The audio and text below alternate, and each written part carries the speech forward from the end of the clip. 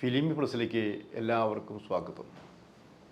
Justice Hema കമ്മിറ്റിയാണ് എല്ലാ പുലിവാലുകളും ഉണ്ടാക്കിയെന്നുള്ള രീതിയിൽ സംസാരിക്കുന്നവരുണ്ട്.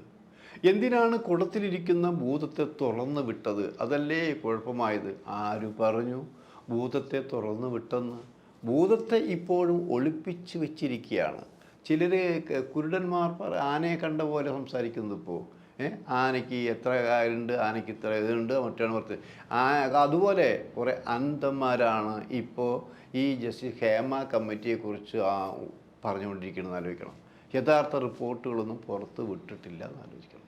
അപ്പോൾ ഇവിടെ പ്രശ്നം അതല്ല പറയുന്നത്. ഇവിടെ കേരളത്തെ സംബന്ധിക്കുമ്പോൾ മലയാള സിനിമയെ സംബന്ധിച്ച് പറയുമ്പോൾ ഇവിടെ താരസംഘടനയായ അമ്മ അവരാണ് ഇപ്പോൾ ഏറ്റവും കൂടുതൽ ഈ കോളിളക്കമുണ്ടാക്കി വാർത്തകളിൽ നിറഞ്ഞു നിൽക്കുന്നത്. താരങ്ങളാണ് കൂടുതലെന്ന് ആലോചിക്കണം. അതിൽ തന്നെ രണ്ട് WCC ഉണ്ട്. താരസംഘടനയിൽ ഉണ്ടായിരുന്ന സേവ് താരസംഘ അമ്മ ആയിട്ടുള്ള ആൾക്കാർ, അങ്ങനെ WCC ഉണ്ട്. അവർ മുൻകൈ എടുത്തുകൊണ്ടാണ് ഇത്രയും പ്രശ്നങ്ങളുണ്ടായത്. അങ്ങനെയും ഒരു സംസാരമുണ്ട്. പിന്നെ ഫെഫ്കയുണ്ട്, പോലീസ്, അങ്ങനെ കുറേ ഉണ്ട് ഇവിടെ. അപ്പോൾ അമ്മ ഇപ്പോൾ നീതി ചെയ്തില്ല എന്നുള്ളൊരു പ്രചരണം ആ കമ്മിറ്റികളിലും ആ സംഘടനയിലും ഉണ്ട്. അത് നിലനിൽക്കുമ്പോൾ തന്നെ ശാരദ ഈ കമ്മിറ്റിയിലെ ഒരു അംഗമായി, ഈ കമ്മിറ്റി എന്ന് പറഞ്ഞാൽ ജസ്റ്റിസ് ഹേമ കമ്മിറ്റി, ആ 3 പേരിൽ ഒരാളായ പ്രശസ്ത നടിയും രാഷ്ട്രീയക്കാരിയുമായ ശാരദ ഈ റിപ്പോർട്ടിനെ കുറിച്ച് പറഞ്ഞു ചർച്ച ചെയ്യേണ്ട ആവശ്യമില്ല, ഇതിനെക്കുറിച്ച് പറയേണ്ട ആവശ്യമില്ല, എന്തിന് എന്നൊക്കെയാണ് ചോദിച്ചിരിക്കുന്നത് ആലോചിക്കണം. അപ്പോൾ അത് പറയുമ്പോൾ തന്നെ തമിഴ്നാട്ടിൽ ഇപ്പോൾ മലയാള സിനിമയേക്കാൾ കൂടുതൽ സിനിമകളുള്ളത് തമിഴ്നാട്ടിലാണെന്ന് ആലോചിക്കണം. നമ്മുടെ പല നടന്മാരും നായികമാർ ഏറ്റവും കൂടുതൽ അഭിനയിക്കുന്നത് അവിടെയാണെന്ന് ആലോചിക്കണം. കാരണം മലയാളത്തിൽ സുന്ദരികളായ സ്ത്രീകളുണ്ട്. അതുകൊണ്ടാണ് അവരെ കൂടുതൽ പേരെ വിളിക്കുന്നത് എന്ന് അവർ പറയുന്നുണ്ടെന്ന് ആലോചിക്കണം. അവിടെ നടികർ സംഘത്തിൻ്റെ നേതാവും നടനുമായി ഇവർ ഇപ്പോൾ പരസ്യമായി പറഞ്ഞിരിക്കുന്നത് എന്താ, ഞങ്ങൾ ജസ്റ്റിസ് ഹേമ കമ്മിറ്റി പോലെ ഒരു തീരുമാനം നടപ്പിലാക്കാൻ പോവുകയാണ്. അവിടെ സ്ത്രീകൾക്ക് പൂർണ്ണ സംരക്ഷണം ഞങ്ങൾ കൊടുക്കും. അങ്ങനെ കൊടുക്കുമ്പോൾ ആരെങ്കിലും തെറ്റു ചെയ്തു എന്ന് ബോധ്യം വന്നാൽ ഞങ്ങൾ അന്വേഷിക്കും. ഞങ്ങൾ അന്വേഷിച്ചിട്ട് അയാൾ ആ സ്ത്രീയായാലും പുരുഷനായാലും തെറ്റ് ചെയ്തു എന്ന് മനസ്സിലാകുമ്പോൾ 5 വർഷത്തേക്ക് മാറ്റി നിർത്തും എന്നാണ് പറഞ്ഞത്. കേൾക്കുമ്പോൾ നല്ല രസമുള്ള കാര്യമാണ് നമ്മൾ, അല്ലേ? അപ്പോൾ പകരെന്താ കണ്ടില്ലേ, അവർ നടികർ പറഞ്ഞിരിക്കണ്ടില്ലേ, എന്ത് അന്തസ്സോടെയാണ് അവർ കാര്യങ്ങൾ പറഞ്ഞിരിക്കുന്നത്. നമ്മുടെ ഇവിടുത്തെ താരസംഘടനക്കാരും ഫെഫ്കൊക്കെ എന്താ പറഞ്ഞിരിക്കുന്നത്? കുറ്റപ്പെടുത്തലുകളാണ്. നിങ്ങളൊരു കാര്യം മനസ്സിലാക്കണം. തമിഴ്നാട്ടിൽ അല്ലെങ്കിൽ മറ്റു സംസ്ഥാനങ്ങളിൽ, കർണാടകയിൽ, എങ്ങനെയൊക്കെ മറ്റു സംസ്ഥാനം എടുക്കുമ്പോൾ അവിടെ സിനിമയും രാഷ്ട്രീയവും പരസ്പര പൂരകങ്ങളായി സഞ്ചരിച്ചു കൊണ്ടിരിക്കുന്ന ആലോചിക്കണം. കേരളത്തിൽ അങ്ങനെയല്ല. കേരളത്തിലെ മുഖ്യമന്ത്രി സിനിമ കാണുമായിരിക്കാം, സിനിമ നിർമ്മിക്കുന്നില്ല എന്നാലോചിക്കണം. സിനിമ വ്യവസായം കൊണ്ടെടുക്കുന്നതല്ല. അങ്ങനെ ഓരോ മന്ത്രിമാരെയും നമ്മൾ എടുക്കുക. ഇവിടുത്തെ രാഷ്ട്രീയം അങ്ങനെയാണെന്ന് ആലോചിക്കണം. ഇപ്പോൾ തമിഴ്നാട് എടുക്കുക. തമിഴ്നാട് മുഖ്യമന്ത്രി അടക്കമുള്ളവർ സിനിമയുമായി ബന്ധപ്പെട്ടതാണ്. ഇപ്പോഴത്തെ മുഖ്യമന്ത്രിയുടെ ഫാദർ കരുണാനിധി അടക്കമുള്ള സിനിമയുമായി ബന്ധപ്പെട്ടതാണ്. MGR സിനിമ, അങ്ങനെ വന്നവരാരൊക്കെയുണ്ടോ അവർ സിനിമയുമായി ബന്ധപ്പെട്ട് ജനങ്ങളോട് സഹകരിച്ചു പോയിട്ടുള്ള ആൾക്കാരാണ്. അപ്പോൾ അങ്ങനെ നമ്മൾ ഈ കേരളത്തിലാണ് മുഖ്യമന്ത്രിയെയാണ് ഈ ജസ്റ്റിസ് ഹേമ കമ്മീഷൻ റിപ്പോർട്ട് ഉണ്ടാക്കാൻ അനുവാദം കൊടുത്തതെന്ന് ആലോചിക്കണം. അങ്ങനെ അവർക്ക് കൊടുക്കാൻ പറ്റില്ല. മറ്റു സ്റ്റേറ്റുകളിലേക്ക് ഭരിക്കുന്നവർക്ക് അങ്ങനെ ഒരു കമ്മിറ്റി അവർക്ക് ഉണ്ടാക്കാൻ പറ്റില്ല എന്നാണ് ഞങ്ങൾക്ക് പറയാനുള്ളത്. കാരണം 2 കാര്യങ്ങളാണ്. ഒന്നാമത്, സിനിമയും വ്യവസായം കൂടി ബന്ധപ്പെട്ട് കിടക്കുമ്പോൾ ഇതിൽ പലർക്കും ഈ പ്രൊഡക്ഷൻ ഉള്ളപ്പോൾ സിനിമ സഹകരിച്ച് പോകുമ്പോൾ എങ്ങനെ നടപടിയെടുക്കാൻ പറ്റും? ഇതിൽ അവരുടെ ഒരു കമ്പനിയെക്കുറിച്ചാണ് ആക്ഷേപം വരുമ്പോൾ അത് ഗവൺമെൻറ്റിനെ കൂടി ബാധിക്കുമെന്ന് ആലോചിക്കണം. അവിടെ നീതി ചെയ്യാൻ പറ്റില്ല. മറ്റൊന്ന്, നടികർ സംഘത്തെ നമ്മൾ എടുക്കുക.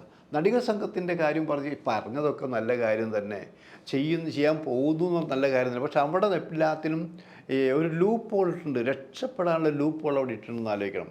അവർ ഇത് അന്വേഷിക്കുമെന്നുള്ളതാണത്. അവരന്വേഷിക്കുമെന്ന് പറഞ്ഞാൽ അവരെ സംഘടനയ്ക്കുള്ളിൽ തെറ്റ് ചെയ്തു എന്ന് പറയുന്ന ഒരു സ്ത്രീ പറയുമ്പോൾ ആരാണോ തെറ്റ് അവരെ കൂടി ഇരുത്തിക്കൊണ്ട് അന്വേഷണം നടത്തിയിട്ട് കുറ്റം ചെയ്തു എന്ന് ബോധ്യം വന്നാൽ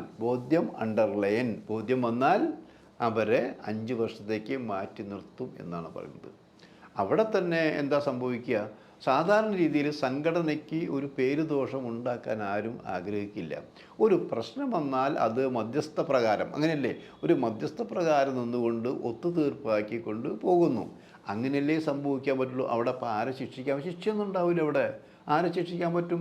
നടിയെ വിളിക്കുന്നു, സംസാരിക്കുന്നു, നിനക്ക് അഭിനയിക്കണോ, തുടർന്ന് ഇവിടെ നിൽക്കണോ, തുടർന്ന് നിൽക്കണമെങ്കിൽ ചില അഡ്ജസ്റ്റ്മെൻറ്റ്, തെറ്റായ രീതിയിലുള്ള അഡ്ജസ്റ്റ്മെൻറ്റില്ല, ഇത്രയൊക്കെ സംഭവിച്ചു എന്ന്, ശരി സംഭവിച്ചിരിക്കുന്നു, അതിനിപ്പോൾ എന്ത് ചെയ്യാൻ പറ്റുമ്പോൾ? അയാൾ ശിക്ഷിച്ചുകൊണ്ട് വല്ല കാര്യമുണ്ടോ? അപ്പോൾ ഒരു കാര്യം നിങ്ങൾ ചെയ്യേണ്ടത് എന്താ? ഇത് തൽക്കാലം മറക്കുക, അല്ലെങ്കിൽ കേസ് കൊടുക്കുക. ഈ മലയാള തമിഴ് സിനിമയിൽ സഹകരിപ്പിക്കില്ല എന്ന് തുറന്ന് സംസാരിക്കുകയില്ല, പറഞ്ഞു, ഭീഷണിപ്പെടുത്തി. ഇങ്ങനെ നമ്മൾ നിയമപ്രകാരം അല്ലാത്ത രീതിയിലുള്ള കുറേ കാര്യങ്ങൾ ചെയ്യാൻ പറ്റും. അവിടെ വമ്പൻ പ്രൊഡ്യൂസർ തെറ്റ് ചെയ്താൽ നമുക്ക് അവരെ മാറ്റി നിർത്താൻ പറ്റുമോ? പ്രൊഡ്യൂസറാണല്ലോ ഇവരെ കൊണ്ടുവയ്ക്കുന്നത്. അവിടെ സംവിധായകൻ തെറ്റ് ചെയ്താൽ, വലിയ സംവിധാനം തെറ്റ് ചെയ്താൽ ഇങ്ങനെ പുറത്താക്കാൻ പറ്റുമോ? പറ്റില്ല. അപ്പം അതിനും പരിമിതികളുണ്ട്. ഇത് തമിഴ്നാട് മാത്രമല്ല, മിക്ക സംസ്ഥാനങ്ങളിലും, കർണാടകമായാലും തെലുങ്കായാലും എല്ലാ സംസ്ഥാനങ്ങളിലും ഇങ്ങനെ ഒരു സംഭവം ഉണ്ടാക്കുന്ന ഒരു ചർച്ച വന്നിരിക്കുമെന്ന് ആലോചിക്കണം. അപ്പോൾ വേറൊരു കാര്യം വാർത്ത വരുന്നു, എല്ലാ സംസ്ഥാനങ്ങളും ഇങ്ങനെ ചിന്തിക്കട്ടെ. എല്ലാ സംസ്ഥാനം ഇങ്ങനെ ചിന്തിക്കുമ്പോൾ ഓരോ സംസ്ഥാനത്തിനും രാഷ്ട്രീയ, ജാതി, മത പരിഗണനകളുണ്ടെന്ന് ആലോചിക്കണം.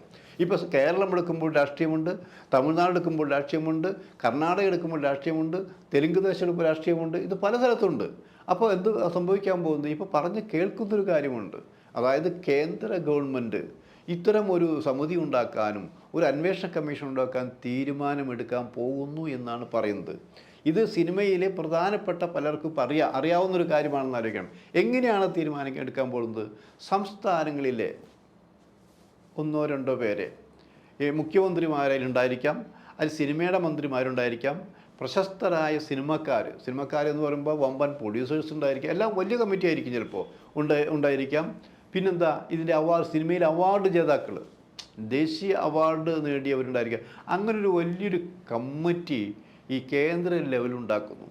ആ കമ്മിറ്റി വരുമ്പോഴുള്ളൊരു ഗുണമെന്തെന്ന് വെച്ചാൽ അതിൽ ഒരു രാഷ്ട്രീയ പാർട്ടിക്കാർ മാത്രം, ഇപ്പോൾ കേന്ദ്രമുണ്ടാക്കുമ്പോൾ BJPക്കാർ മാത്രമല്ല എന്നാലോചിക്കണം. എല്ലാ രാഷ്ട്രീയ തലത്തിൽപ്പെട്ട, എല്ലാ ഭാഷയിലും പെട്ട സിനിമക്കാർ അടങ്ങിയ ഒരു കമ്മിറ്റി ആയിരിക്കുന്നത്.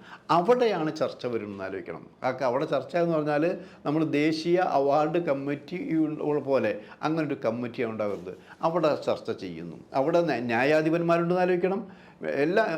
അങ്ങനെ മാത്രമല്ല, ഒരു റിട്ടയേർഡ് ഹാൻഡ്സ് അല്ലാത്ത ന്യായാധിപന്മാർ, അവരെ കൂടി ഉൾപ്പെടുത്തിക്കൊണ്ടാണ് ഈ ഒരു ചർച്ച ഉണ്ടാകുന്നത്.